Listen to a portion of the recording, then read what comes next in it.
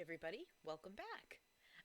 It is a nice rainy afternoon when I'm recording this, and so if you hear a little background noise, it's the rain out on the patio. Also, this is Rosie. Say hello, Rosie. So we have a nice cozy afternoon with our coffee and our cat and nice cozy rain, and we are going to dive into Act 2 of Much Ado About Nothing. Okay, Rosie demands more attention. All right. So act 2 is like the most fun act of the play because this is where all the misunderstandings start happening, all the complexities start happening. Everything gets a little crazy. Okay. So, again, scene 1 is kind of your longest scene, just like in act 1. And scene 1 opens with Leonardo, Antonio, Hero, and Beatrice, so the family, sitting around together, kind of waiting for everybody to show up for the party. You know, when you throw a party, there's that point where everything's done and everybody's just kind of waiting for people to show up. And you're just kind of do. We can't really start anything because everybody will be here any minute. That's this time. And it's after the big dinner, but before the party. Okay. And they start out by going, well, why wasn't Don John at dinner? And they're like, oh, he's depressed and he's kind of depressing and nobody really likes him very much, so it's kind of fine. And then they get into a discussion of what makes the perfect man. And Beatrice is like, the perfect man would be halfway between Don John, who's just depressed all the time, and Benedict, who doesn't take anything seriously. So the perfect man would be halfway between. And with the discussion of the perfect man, Leonardo brings up in the conversation, like, hey, speaking of men, isn't it time that you started, like, dating again, Beatrice, and finding yourself a man? And Beatrice basically says, no. It's fine for my cousin, right? Hero has to marry somebody, and she has to marry whoever you, her father, say she has to marry. She has to say, yes, father, and do what she's told. But I don't have to. I'm not inheriting anything, and it doesn't matter. And I don't want to, and I'm not gonna. Um, Basically, she's like, I'm gonna go to where all the bachelors sit and have a good time. And so she's this great independent character who's like, I don't need a man to define me, which is great. Um, but Leonardo does turn to his daughter and says, listen, if the prince says anything to you tonight, and you remember that rumor scene from Act 1, if the prince says anything tonight about getting married, you say yes. Okay? Now, in comes everybody, and the party starts, and everybody's there, including Don John, and everybody's in costume. Now, if you've ever been to a costume party, you know that you absolutely know who everybody is. Unless their costume is like Hollywood makeup effects level of amazing, you know who's in the costume, right? They might have a little mask on, or a little wig, or a little outfit, but you know who they are. So, throughout this scene, there's the convention of characters talking to each other in costume and sometimes maybe genuinely not knowing who the other person is, but most of the time they definitely know and they're just pretending they don't for whatever their own purpose is. Okay? We're going to see that for a few things. Now, you also have to pay attention to who's doing what. So, ready? The prince, aka Don Pedro, asks Hero to dance with him. Now, we know his motivation is to get on her good side and convince her to marry Claudio, right? So he asks Hero to dance with him. And they have a little conversation about he's a god in disguise, that kind of thing. All right, so they're off here dancing, Don Pedro and Hero. All right, then briefly Benedict dances with Margaret, who's kind of rude to him. Apparently, he's not a very good dancer. And then Balthazar is dancing with Margaret, and Ursula is dancing with Antonio. So they're all dancing with each other. It's a party. Okay. Then Benedict and Beatrice start dancing with each other. And because they're in costume, and because we know that they have that, like, I hate you, I can't stop thinking about your hair, right? Um, they have a fight flirt, but this time with a twist. Because they're both in costume, Beatrice pretends she doesn't know who Benedict is, and Benedict pretends he doesn't know who Benedict is. So Benedict was telling Beatrice, clearly as we enter this conversation, that somebody said rude things about her, that she was disdainful, that she copies all of her jokes out of books, and she's like, oh, that was Benedict who told you.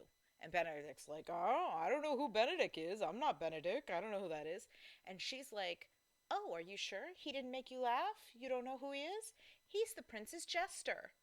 Nobody takes him seriously. All right, so I'm pretty sure she knows she's talking to Benedict. Benedict definitely knows he's talking to Beatrice. And they're just teasing each other, right? And pretending that they don't know.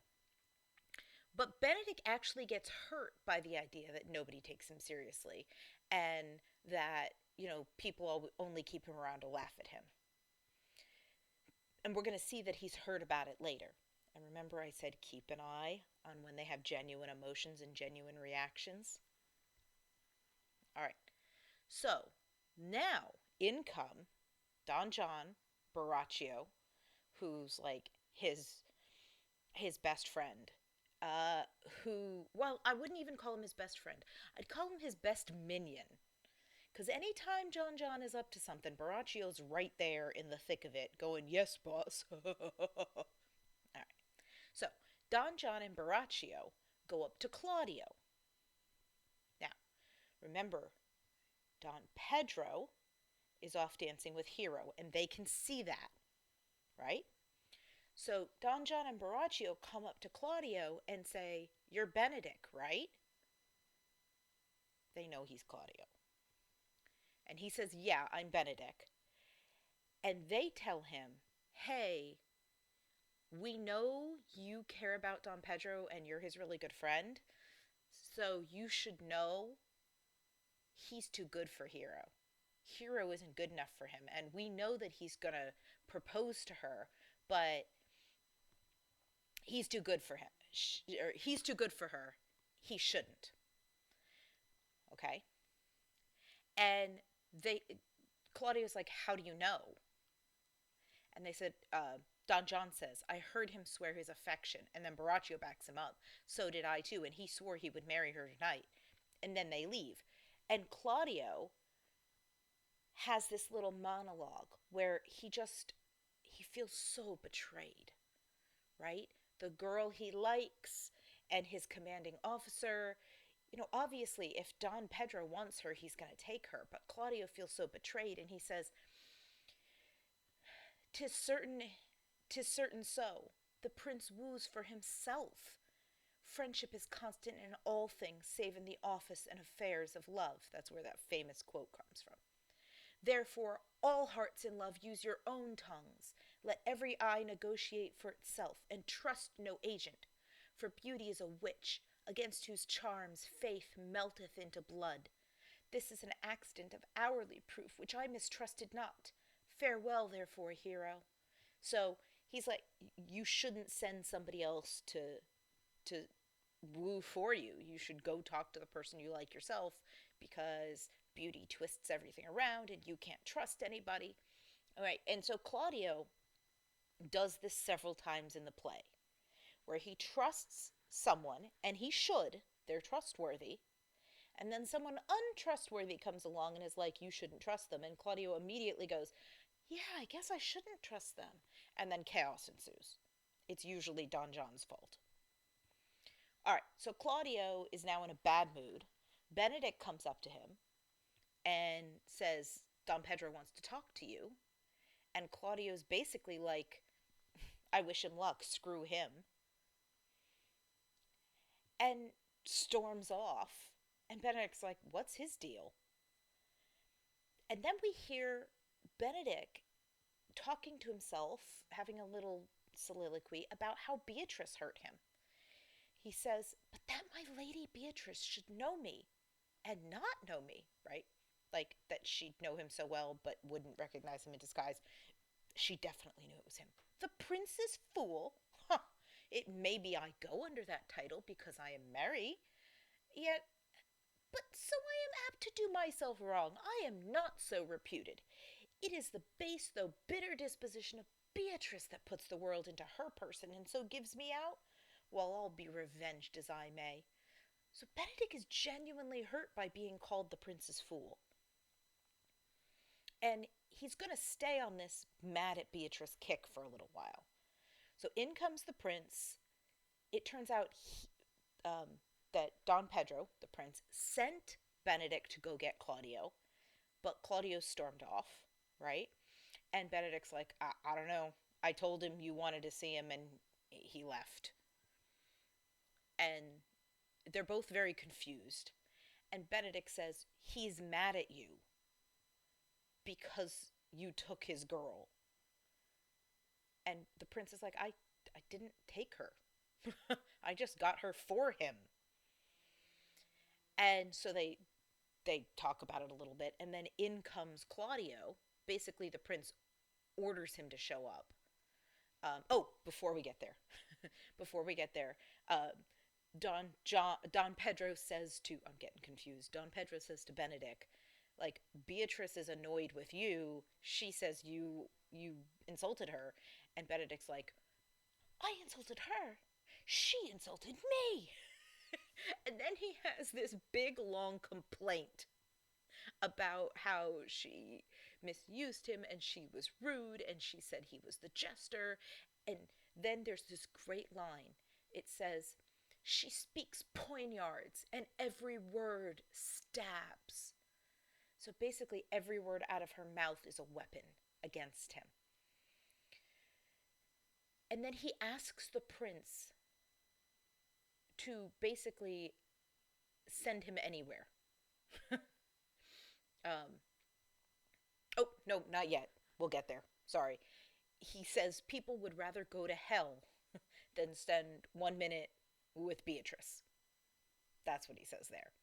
Okay, now in comes Claudio, and now Benedict asks, and Beatrice comes with him. And now Benedict asks, look, send me anywhere. I don't want to spend any time with her. Send me anywhere. And Don Pedro's like, no, I want you to stay here. You got to stay here. Um, and Benedict's like, nope, not gonna. And he storms off. And so the prince is like, he says to her, come, lady, come. You have lost the heart of Seigneur Benedict. And this is where we get the backstory, or at least a little hint of the backstory. She says, indeed, my lord, he lent it me a while, and I gave him use for it. A double heart for his single one. Marry, once he won it of me with false dice. Therefore your grace may well say I have lost it.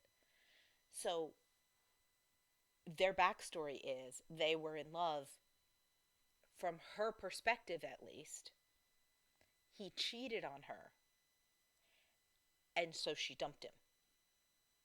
And that's why they're so angry with each other, because there was a betrayal. And the prince says, you have put him down, lady. You've put him down.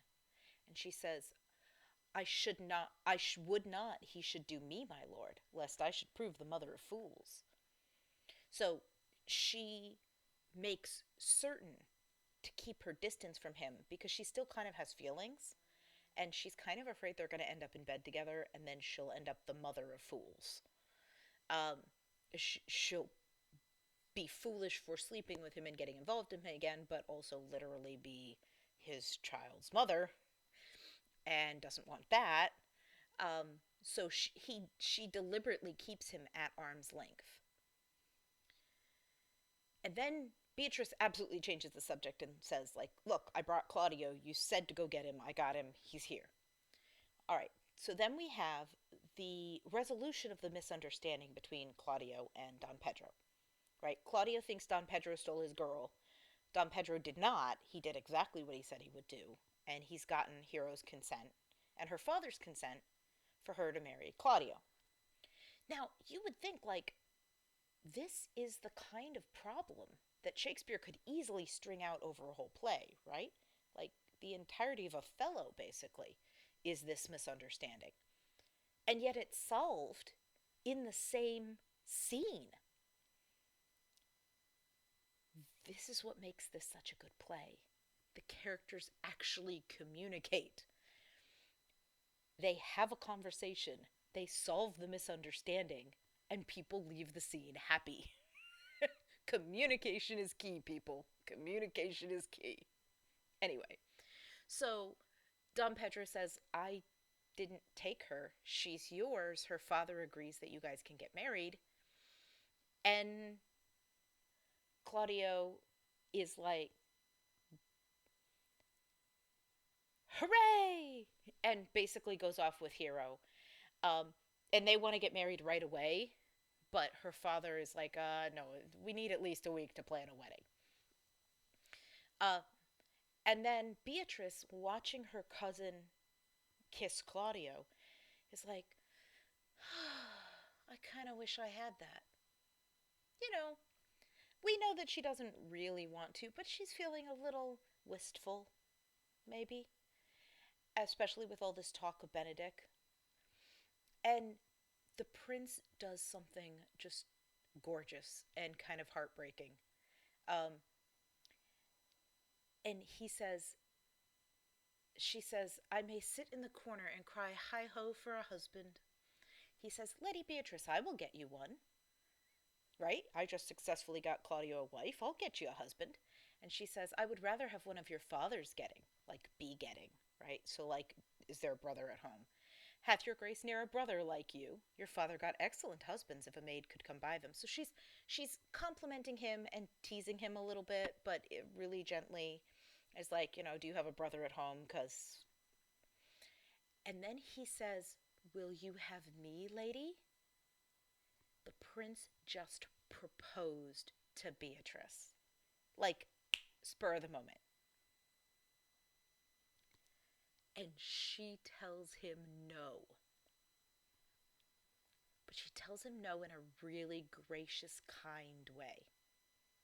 She says, no, my lord, unless I might have another for working days. Your grace is too costly to wear every day. So basically, she tells him, you're too fancy for me. Unless I could have another one of you for like Monday through Friday, and you are my like Sunday fancy husband, which is a really polite thing. But it's also a big deal, right? Remember that conversation before the party started where her uncle was like, listen, Hero, if the prince proposes to you, you say yes. The prince proposed to the cousin, to Beatrice, and she said no. Because she doesn't love him, and she's not going to marry a man she doesn't love. Smart girl. But also, like, a big deal, right? She told the prince no. Okay, I know I said that a bunch of times, but it is a big deal. And the prince takes this so graciously. He's such a good guy, actually, just at heart.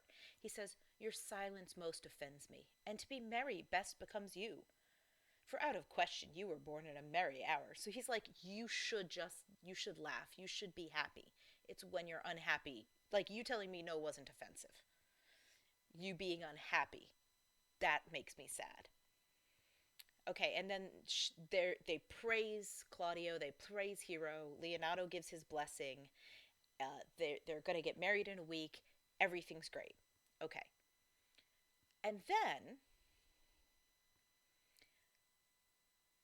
Don Pedro has a thought. He says, this was so much fun. You know what we should do during this week while we're waiting for Claudio and Hero's wedding to be organized? You know what we should do? I got an idea. we should get Beatrice and Benedict together. Because Beatrice has left the scene at this point, right? So he's like, we should get Beatrice and Benedict together. And everybody else is like, that's a great idea. So it's Don Pedro, Claudio, Hero, Beatrice's cousin, and Leonardo, Beatrice's uncle, who are all going to conspire to get Beatrice and Benedict back together. And that's going to be kind of our ongoing plot throughout the next few acts. Okay, and definitely into scene 3. So keep that in mind. All right. Now, before we get to all that, though, we've got scene 2. We're back with Don John and Baraccio. And Don John is really annoyed that the whole trick Claudio thing didn't work out, and they're talking about how Claudio's now going to marry Hero, and Baraccio's like, hey, hey, hey, hey, hey, I can mess this up for you, for him, right? I can help you out. I can mess this wedding up. And Don John is like, okay, anything you can do is okay by me. And he says, well, you know how I have this, like, girlfriend Margaret, right? And every time I come to the castle, like, we get jiggy with it. And basically, I can booty call her anytime I want. And Don John's like, okay, what's that got to do with anything?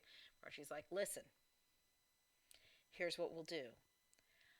I'll have her, like, in Hero's room, and you get Claudio and Don Pedro outside the window. You tell them that Hero's messing around with me. I'll get Margaret and we'll make out in the window, and I'll call her Hero, and they'll overhear it, and it'll screw everything up because Claudio and Don Pedro will think that Hero's cheating on him before the wedding.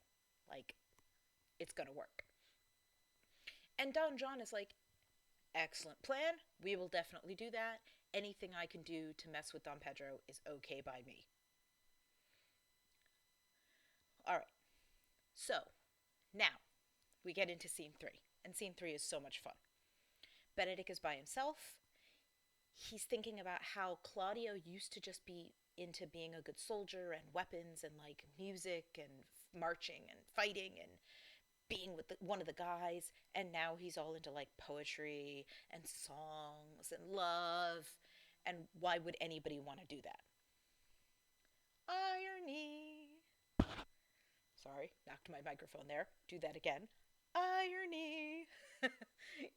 Because then Don Pedro, the prince, Leonardo, Claudio, and Balthazar the singer come in, they sing a song or they listen to a song, and then they talk about, and they know Benedict can overhear them.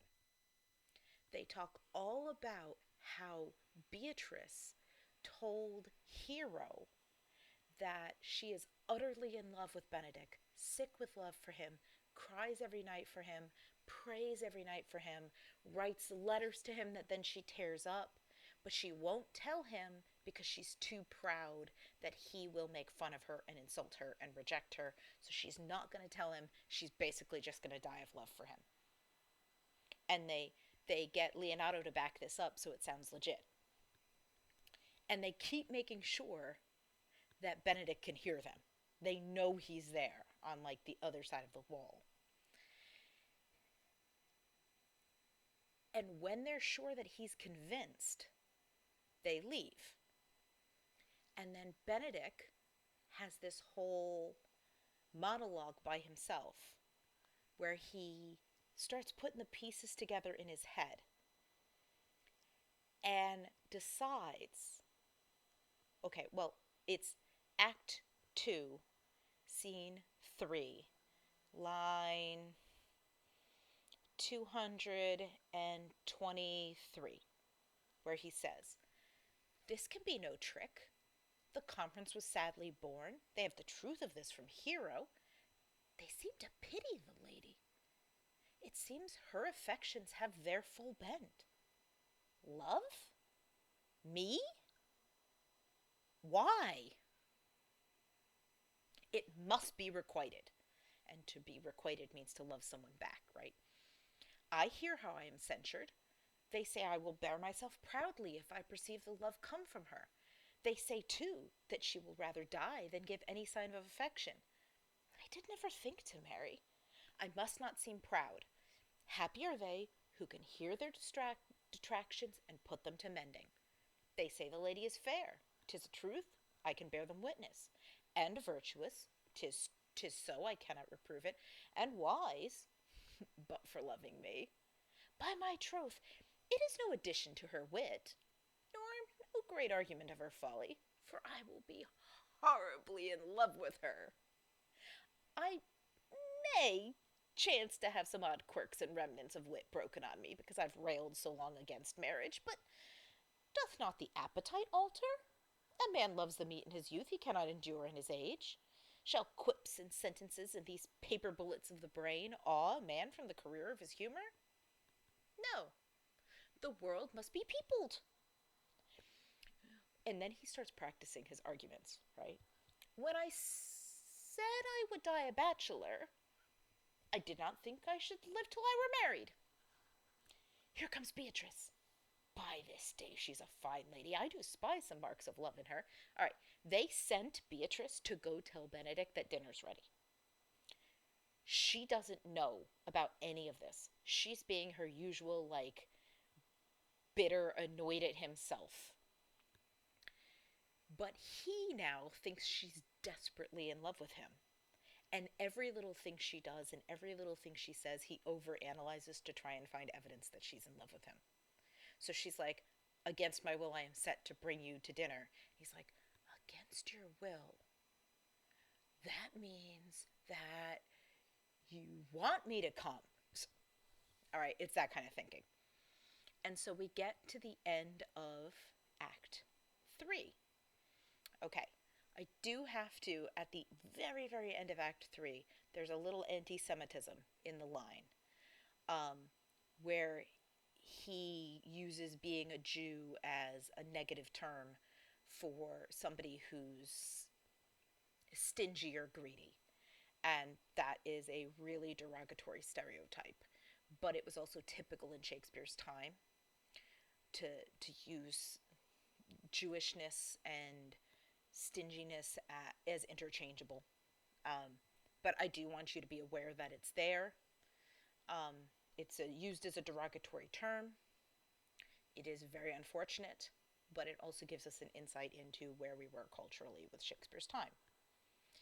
All right, so that negativity aside, we have a much more complex plot happening now with our characters, right? We have Benedict, who is convinced Beatrice loves him and therefore is determined to love her back because he knows he isn't going to be rejected, and that's part of the reason he had a wall up, right? But Beatrice hasn't done that yet. Claudio and Hero are engaged and getting married next week. Don John is determined to screw that up with Baraccio's help.